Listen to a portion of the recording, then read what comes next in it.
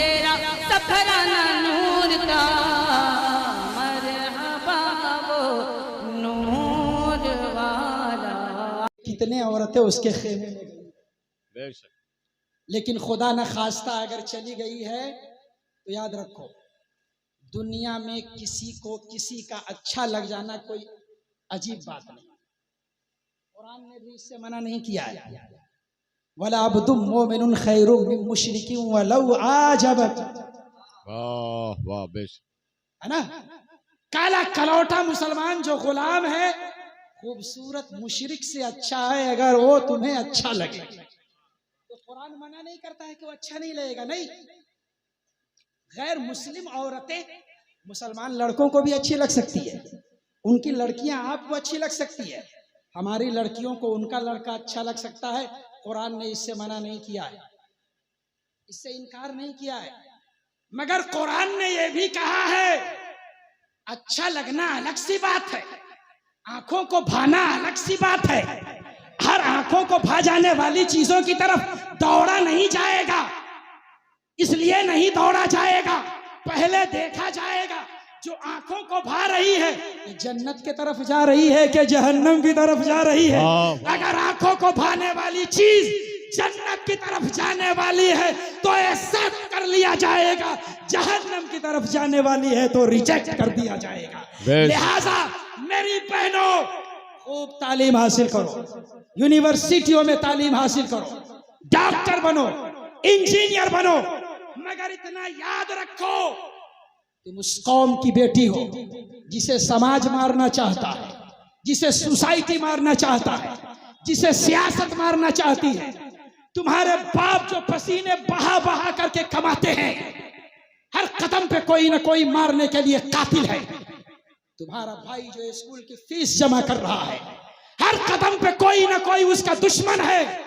और जो मेरे भाई का दुश्मन हो, मेरे बाप का दुश्मन हो, मेरे कुरान का दुश्मन हो, इस्लाम का दुश्मन हो, ऐसे से आंख लड़ाया नहीं जाएगा, ऐसे से आंख को बचाया जाएगा ताकि समाज भी बावकार रहे और हमारी इज्जत भी बावकार रहे। बेशक बेशक, वाह वाह। दूसरी गुजारिश आप लोगों से है कि शादी को इतना आसान कर दीजिए, इतना आसान कर दीजिए कि हमारी बेटी को कहीं जाने की जरूरत ही नहीं पड़े, हर बेटी का हाथ पीला हो जाए। परवरदिगार आलम हमें और आपको अमले साले की तौफीक अता फरमाए। वक्त हुआ चाहता है, इंशाअल्लाह फिर बोले सारे बात बोले। चलिए पढ़िए दुरूद शरीफ।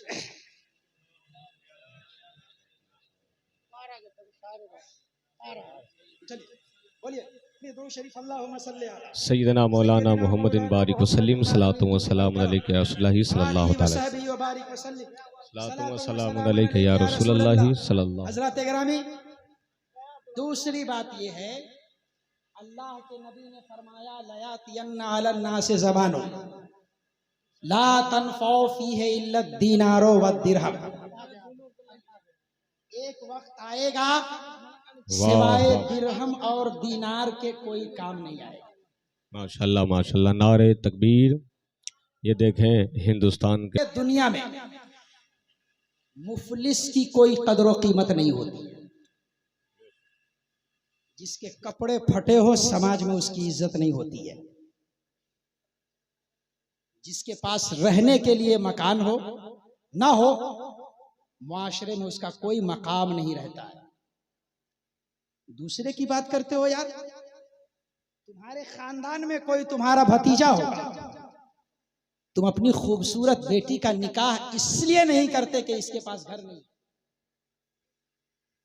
तुम्हारे समाज में, तुम्हारे खानदान में जब अमीर कोई रिश्तेदार आता है तो उसके लिए इंतजाम अलग होता है, गरीब आता है तो उसके लिए जज्बात अलग होते हैं। मैं कोई दूर की बात नहीं कर रहा हूं, बिल्कुल हकीकत बयानी कर रहा हूं। इसी मजमे में हजारों लोग होंगे जिन्हें सिर्फ इस बिना पर रिजेक्ट कर दिया गया होगा कि वो गरीब है। और आपको रिजेक्ट किया गया तो क्या किया गया? हमने से किसी को रिजेक्ट किया गया तो क्या किया गया? एक बहुत बड़े आलिम दीन अबुल हसन ख्वारज़मी ने लिखा है, वो इतना गरीब था कि तंग आकर के उसने लिखा, मल्लम यकुन माहु दिरहमन लम तल्तफित उरूसुहु इलैहि। अगर आदमी के पास पैसा ना हो तो उसकी बीवी भी उसे भाव नहीं देती है, बीवी भी उसे भाव नहीं देती है।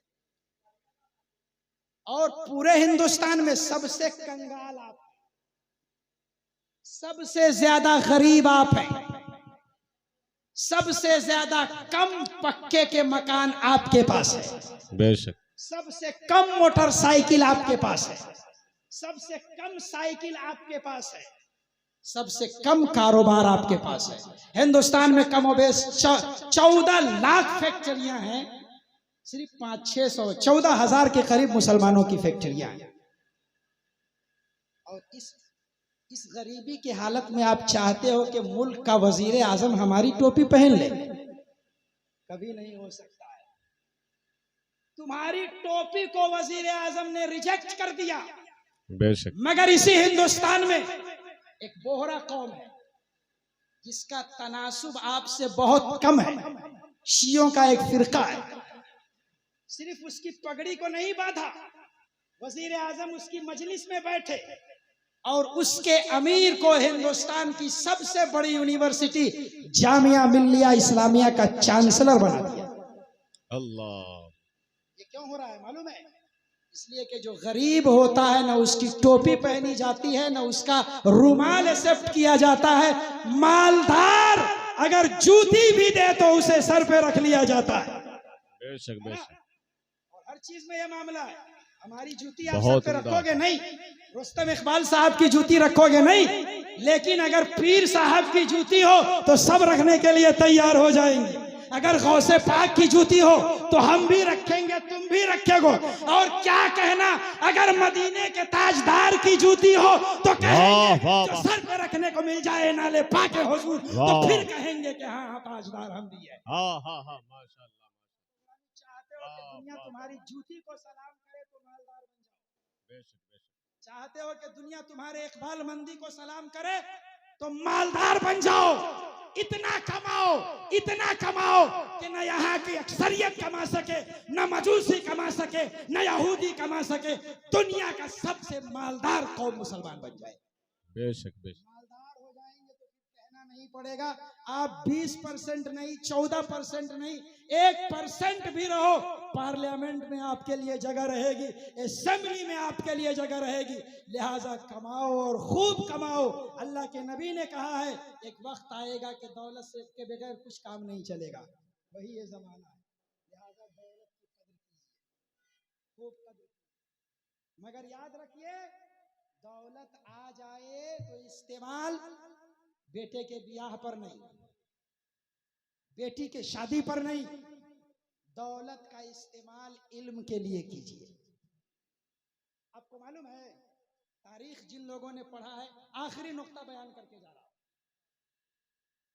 जापान को जंगे अजीम, पहली जंगे अजीम में बड़ा फायदा हुआ। फर्स्ट वर्ल्ड वॉर में सबसे ज्यादा लाभ जापान को हासिल, और जंगे अजीम सानी में सबसे ज्यादा घाटा जापान को हुआ था, जब हिरोशिमा और नागासाकी पर एटम बम बरसाए गए थे। जब पहली बार दौलत जापान के पास आया तो जापान ने एक बात कही, एक नारा दिया था, एक स्लोगन दिया था। ये नहीं कहा था बुद्धों का एहतराम किया जाएगा, ये नहीं कहा था बुद्ध के मुजस्समे बनाए जाएंगे, ये नहीं कहा था मंदिर बनाए जाएंगे, ये नहीं कहा था मस्जिद बनाई जाएगी, बल्कि जापान ने कहा था अब दौलत हमारे पास आ गई है, सरवत हमारे पास आ गई है, तो ए जापानियों सुन लो, आज से यह पैमान कर लो, दुनिया का मालो सामान चीन में है और दुनिया का इल्म भी चीन में रहेगा। लिहाजा आप दौलत कमाइए तो आप भी जापान की तरह ये सदा दीजिए। जापान ने कहा था सारे जहान का इल्म जापान में, और आप कहिए सारे जहान का इल्म मुसलमान में। और जब सारे जहान का इल्म आप में आ जाएगा, आप दुनिया में भी बावकार रहेंगे, आखिरत में भी बावकार रहेंगे। अस्सलामु अलैकुम।